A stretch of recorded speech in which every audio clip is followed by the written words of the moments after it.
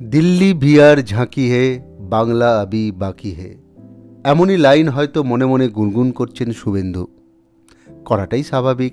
যেভাবে বিহারে landslide victory পেল বিজেপি, তাতে যদি শুভেন্দু সুকান্তরা একটু আত্মবিশ্বাসী হন, ক্ষতি কি? তা বলে বাংলা জয় কি একেবারে হাতের মুঠোয় চলে এলো, নাকি দিবা স্বপ্ন দেখছেন শুভেন্দুরা? বিহারের জয় শুধু শুভেন্দুদের আত্মবিশ্বাসী করে তুলেছে এমনটা নয়, আমি বলবো মমতা বন্দ্যোপাধ্যায়কেও আত্মবিশ্বাসী করে তুলেছে। হ্যাঁ, ঠিকই বলছি।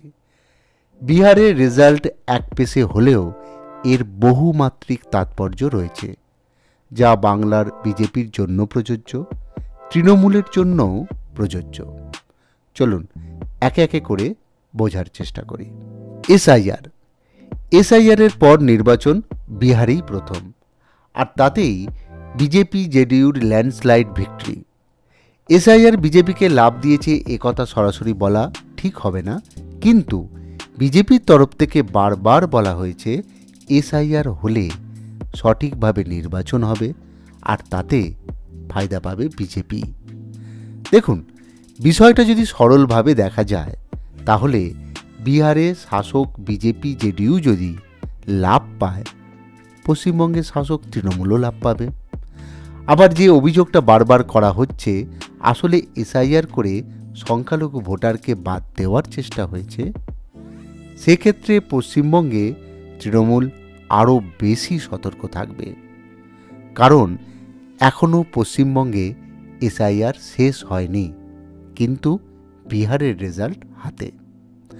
অর্থাৎ মমতা অভিষেকরা প্রথম থেকে যে কথাটা বারবার বলে আসছে, একটাও বৈধ ভোটার যেন না বাদ যায়, তার মানে হিন্দু বৈধ ভোটার, মুসলিম বৈধ ভোটার।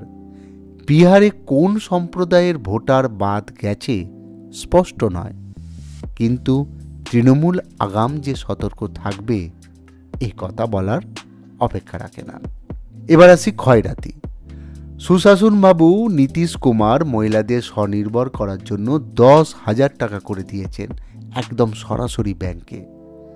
প্রায় 1,22,00,000 মহিলার অ্যাকাউন্টে পৌঁছে যায় 10,000 টাকা। বুঝতে পারছেন কোন জায়গায় একটা সরকার খয়রাতি করছে? যে রাজ্যের দেশের জিডিপিতে মাত্র কন্ট্রিবিউশন 2.91%, আর পশ্চিমবঙ্গের 5.48%। মধ্যপ্রদেশ, রাজস্থান, দিল্লি, উত্তরপ্রদেশ, হরিয়ানা, আসাম, এমনকি সদ্য জেতা উড়িষ্যার থেকেও জিডিপির কন্ট্রিবিউশনে পশ্চিমবঙ্গ অনেকটা এগিয়ে। মধ্যপ্রদেশের লাডলি বেহানা, উড়িষ্যার সুভদ্র যোজনা, হরিয়ানায় দীনদয়াল লাডো লক্ষ্মী যোজনা, দিল্লিতে মুখ্যমন্ত্রী মহিলা সম্মান যোজনা, মহারাষ্ট্রে মাঝি লেরকি বাহিন যোজনা, আর পশ্চিমবঙ্গে লক্ষ্মীর ভাণ্ডারই দোষ করল। এই সব বিজেপি শাসিত রাজ্যে 2 হাত ভরে খয়রাতি করা হচ্ছে, আর পশ্চিমবঙ্গে লক্ষ্মীর ভাণ্ডার দিলে শুভেন্দুদের গাত্রদাহ কিন্তু ভোট ব্যাংকে প্রভাব পড়তে পারে। যদিও শুভেন্দুও মমতার জুতোয় পা গলিয়ে 5,000 টাকা করে খয়রাতি দেওয়ার প্রতিশ্রুতি দিয়েছিলেন। এবার প্রশ্ন হচ্ছে, বিহারে সরকারে থাকার যে সুবিধা বিজেপি কাজে লাগিয়েছে, পশ্চিমবঙ্গে তৃণমূল কি কাজে লাগাবে না?